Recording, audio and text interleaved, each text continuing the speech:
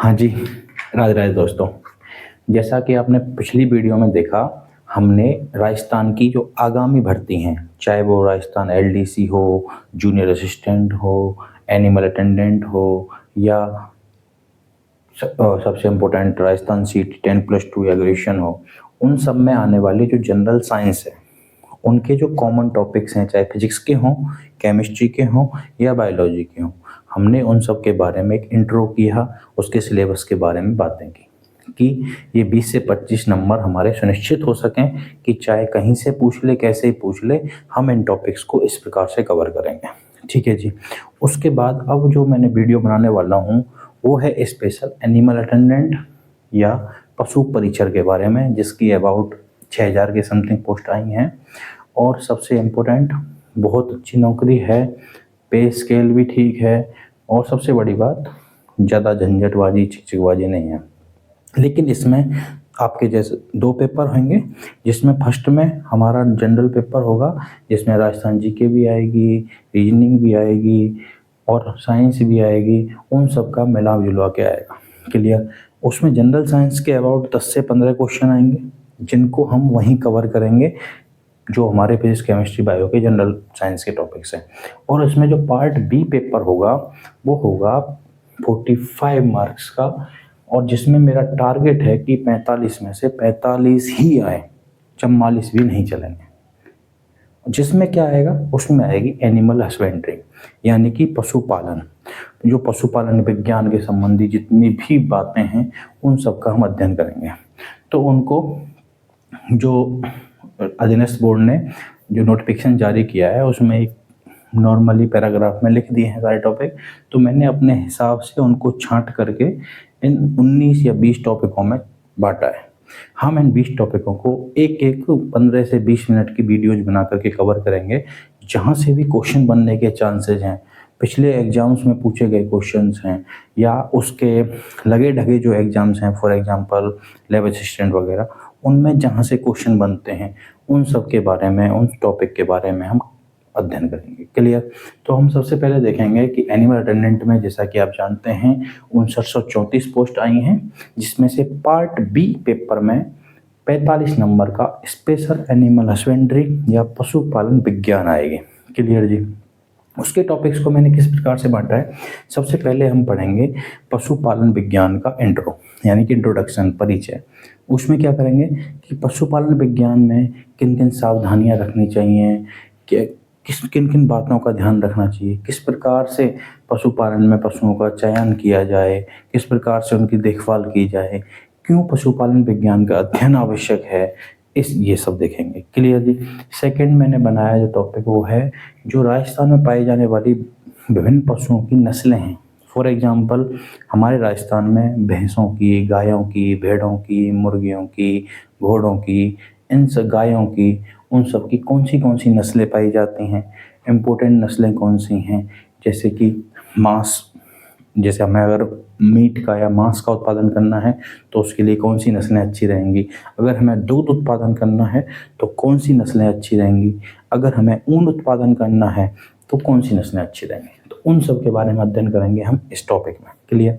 Third topic है हमारा कृत्रिम गर्भाधान, यानी कि हम आर्टिफिशियल रूप से, कृत्रिम रूप से अपनी ज़रूरत के हिसाब से, अपनी डिमांड के हिसाब से किस प्रकार हम अपनी उन नस्लों को सुधार कर सकते हैं, किस प्रकार से हम, मान लो एक नॉर्मली हमारे घर में कोई गाय या भैंस है तो हम उसमें कृत्रिम रूप से इस प्रकार का बीजारोपण कराएं, गर्भधारण करवाएं कि उसकी जो आने वाली नस्ल है उसमें उससे बेटर, उससे भी बेहतर गुण हों, चाहे दुग्ध में हो या खाने पीने में हो या शरीर में हो। तो हमें जो गुण चाहिए उससे, जो भी हमें उसको प्रॉपर्टी चाहिए, तो उस हिसाब से जो कृत्रिम रूप से वैज्ञानिकों के द्वारा लैब में बनाए गए, सुधार किए गए, उनके द्वारा कृत्रिम गर्भाधान करवाएंगे। क्लियर। उनमें किस प्रकार से होता है, किन किन नस्लों का आपस में संकरण किया गया है, उस सब के बारे में देखेंगे। सेकेंड एंड फोर्थ है हमारा बधियाकरण। बधियाकरण से मतलब है कि हम जीवों को बधिया बना देते हैं, यानी कि उनके जननांगों को विकसित होने से काट देते हैं ताकि कि उनकी बॉडी का विकास हो सके। वो हम जिस काम में यूज कर रहे हैं, मान लीजिए बोझा ढोने के लिए हम यूज कर रहे हैं, तो उनका ध्यान उसी में लगा रहे, उनकी जो पूरी पावर है, शक्ति है, वो उसी काम में लगी रहे, तो हम जरूरत के हिसाब से उनका बधियाकरण करा देते हैं। क्लियर। फिर है संकर प्रबंधन, यानी कि किस्म सुधार, जीन सुधार, या हमें उनकी अपनी प्रजातियों को बेहतर बनाने के लिए जो संकरण किया जाता है, उसमें किन किन बातों का ध्यान रखा जाता है, किस प्रकार से संकरण होता है, किन किन गुणों को किस किस जीव से लिया जाता है, किस प्रकार से उनके जीनों को आगे बढ़ाया जाता है, वो सब हम देखेंगे संकर प्रजनन में। फिर है दुग्ध उत्पादन, यानी कि दूध उत्पादन के लिए भैंसों की कौन सी नस्लें अच्छी हैं, गायों की कौन सी नस्लें अच्छी हैं, बकरियों की कौन सी नस्लें अच्छी हैं। दुग्ध उत्पादन के लिए किस प्रकार से हमें उनको पोषण करना चाहिए, किस प्रकार के आवास में हमें उन्हें रखना चाहिए, किन किन बातों का ध्यान रखना चाहिए, किन औषधियों का इस्तेमाल करना चाहिए, उनका न्यूट्रिशन किस हिसाब से होना चाहिए, वो सब हम अध्ययन करेंगे दुग्ध उत्पादन में। ठीक है जी। उसके बाद है हमारा ऊन, मांस व अंडों का। तो उसमें हम देखेंगे कि अगर हमें मांस प्राप्त करना है किसी जीव से, तो उसके लिए किस प्रकार का पोषण देना, किस प्रकार का खाना देना है, कौन सी नस्लें हमें चूज करनी चाहिए, चयन करना चाहिए, किन नस्लों का पालन करना चाहिए, ताकि हमें ज़्यादा से ज़्यादा मांस मिल सके, मीट मिल सके, ऊन मिल सके, उसी प्रकार हम देखेंगे। ठीक है जी। फिर है हमारी प्रमुख औषधियाँ, इसमें हम टीकाकरण को भी शामिल कर सकते हैं। टीकाकरण या वैक्सीन। ठीक है जी। यानी कि समय समय पर जो पशुओं को टीका दिए जाते हैं, वैक्सीन दी जाती है, वो कौन कौन सी दी जाती हैं, उस सब के बारे में हम इसमें देखेंगे। ठीक है जी। उसके बाद है हमारा पशु चयन की विधियाँ, यानी कि हम जिस उद्देश्य से पशुपालन कर रहे हैं, उस उद्देश्य की पूर्ति के लिए हमें किन किन नस्लों का चयन करना चाहिए, चूज करना चाहिए, ताकि हमें ज़्यादा से ज़्यादा फायदा हो सके। ठीक है जी। फिर है पशु आहार।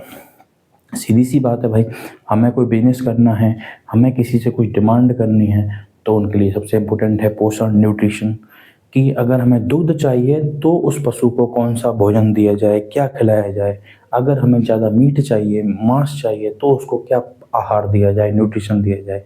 उसी प्रकार हम देखेंगे कि किन किन दवाइयाँ हों या वैसे ही नेचुरल भोजन हो, क्या क्या देना चाहिए।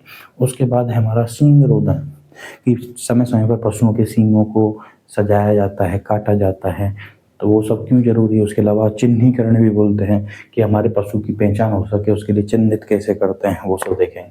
फिर है वर्मी कंपोस्ट खाद, यानी कि हम पशुपालन तो कर ही रहे हैं, चाहे वो बकरी पालन हो, मुर्गी पालन हो, भैंस पालन हो, कुछ भी हो, और कोई भी उद्देश्य हो, जैसे कि दूध प्राप्ति, मीट या मांस प्राप्ति, ऊन प्राप्ति, चमड़ा प्राप्ति, लेकिन उसके साथ में जो बाई प्रोडक्ट है, यानी कि ऐसे उत्पाद जो हमें मिलने ही मिलने। फॉर एग्जांपल, हम दूध उत्पादन के लिए हमने डेयरी खोली है, हमारे पास 50 पशु हैं, क्लियर, लेकिन हमें जो उसका गोबर है वो तो बाई प्रोडक्ट में मिल ही मिल रहा है, लेकिन उस गोबर का हम आगे क्या उपयोग करें कि हम उससे भी पैसे बना सकें।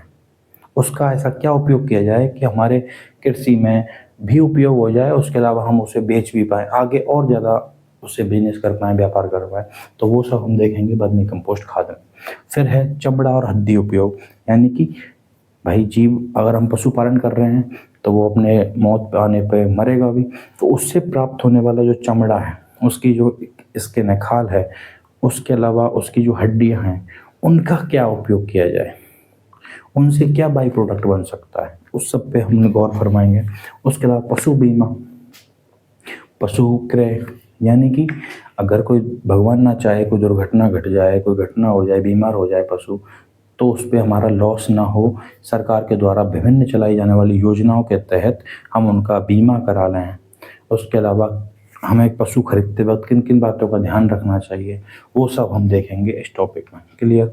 उसके बाद है हमारा पशु मेले। राजस्थान में समय समय पर विभिन्न मंदिरों के पास वैसे विभिन्न प्रकार के पशु मेले लगते हैं।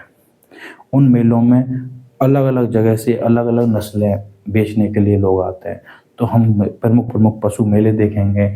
उसके अलावा पशु विभाग की योजनाएं, यानी कि राजस्थान पशुपालन जो डिपार्टमेंट है, उसके द्वारा किसानों के लिए, पशुपालन के लिए, या जो ऊन उत्पादन कर रहे हैं उनके लिए विभिन्न प्रकार की योजनाएं बनाई जाती हैं।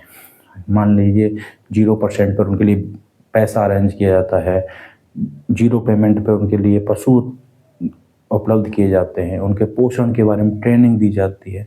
उन सब योजनाओं के बारे में हम देखेंगे। इंश्योरेंस बीमा किए जाते हैं, उन सब के बारे में देखेंगे। पशुओं का आवास प्रबंधन, यानी कि जब हम पशु पालन कर रहे हैं तो हमें किस प्रकार का आवास देना चाहिए, हमें उनके रहन सहन में किन किन बातों का ध्यान रखना चाहिए, सर्दियों में उनका देखभाल कैसे करना चाहिए, गर्मियों में उनकी देखभाल कैसे करनी चाहिए, वो सब हम देखेंगे इसमें। उसके अलावा पशुपालन में चुनौतियाँ, यानी कि जब हम पशुपालन कर रहे हैं तो पशुओं को उनकी बीमारियों से बचा सकें, अन्य प्राकृतिक घटनाओं से बचा सकें, तो उसमें क्या क्या चुनौतियाँ आएंगी, क्या क्या दिक्कतें आएंगी, किन किन प्रॉब्लम्स का हमें सामना करना पड़ेगा, वो सब इसमें देखेंगे। उसके अलावा पशु गणना, गवर्नमेंट के द्वारा टाइम टाइम पर जैसे जनगणना होती है, हम लोगों की गिनती होती है, उसी प्रकार पशुओं की भी गणना होती है कि हमारे देश में या हमारे प्रांत में कितनी गाय हैं, कितनी भैंसें हैं, कितनी बकरियां हैं, तो उन सब का जो गणना होती है वो। तो मोस्टली जो अधीनस्थ बोर्ड ने हमारी सिलेबस जारी किया था, एक नोटिफिकेशन जारी किया था, उसमें उन टॉपिकों को उन्होंने एक पैराग्राफ में लिख दिया था। तो मैंने उनमें से छांट करके अपने मुताबिक इन 19 टॉपिकों में या 19-20 टॉपिक, एक आधा और बढ़ जाएगा, मैं इनमें बांटा है, जिनको हम फर्स्ट से उठाएंगे और लास्ट तक जाएंगे। यानी कि एक दिन में हम 15 से 20 मिनट की एक वीडियो बनाएंगे और उस टॉपिक के बारे में पूरी थ्योरी, उसके अलावा पिछले गत 10 सालों के पेपरों में आए हुए क्वेश्चंस, जहाँ से प्रश्न बन सकते हैं, उन सब चीज़ों को क्लियर करेंगे। और हाँ, कोशिश करूँगा कि अच्छी से अच्छी ट्रिक के माध्यम से आपको समझा सकूँ, क्योंकि मेरा एक ही वादा, साइंस ऑन फिंगर्स, आपकी विज्ञान आपकी उंगलियों पे ना चाहिए। आपने उंगली ऐसे की और जवाब हाजिर, क्लियर। तो हम सारे टॉपिक्स को ऐसे ही धीरे धीरे कवर करेंगे, लेकिन उसके लिए ज़रूरी है सपोर्ट कीजिए, लाइक कीजिए, सब्सक्राइब कीजिए, शेयर कीजिए। और हाँ, कल से हम लगातार एक टॉपिक आएगा जनरल साइंस का, चाहे कोई भी आए, और एक टॉपिक आएगा स्पेशल एनिमल हस्बेंड्री का, पशुपालन विज्ञान का, जो कि हफ्ते में हमारी 2 वीडियोज अबाउट अपलोड होंगे, क्लियर। उसमें सपोर्ट कीजिए। कोई भी समस्या होती है तो टेलीग्राम पर, इंस्टाग्राम पर या यूट्यूब पर कमेंट कीजिए, और मैं कोशिश करूँगा कि अपने हैंड रिटन नोट्स आपको उपलब्ध करा सकूँ, इसके स्क्रीनशॉट आपको उपलब्ध करा सकूं, और आपकी कोई भी समस्या हो उसका जवाब दे पाऊं। उसके अलावा इम्पोर्टेंट क्वेश्चंस की एक PDF बना करके दे पाऊं। उसके लिए लिंक में मैं आपको टेलीग्राम चैनल दे दूंगा, उसके अलावा इंस्टाग्राम चैनल है, उन सब पे जाइए, फॉलो कीजिए और अपना फ़ायदा उठाइए। धन्यवाद। राधे राधे।